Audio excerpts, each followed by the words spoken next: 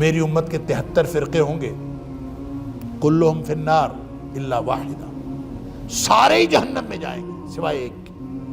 اللہ، صحابی پوچھتا ہے کہ وہ کون ہے، ان کی نشانی بتائیے۔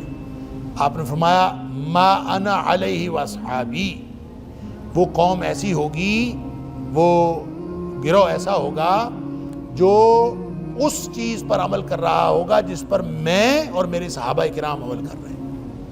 گویا نبوی رہنمائی کے اوپر چلنے والے اور صحابہ کرام کے راستے پر چلنے والے، وہ کسی بھی دور میں جہاں کہیں بھی ہوں گے انشاءاللہ وہ جنت کے راستے پر ہوں گے۔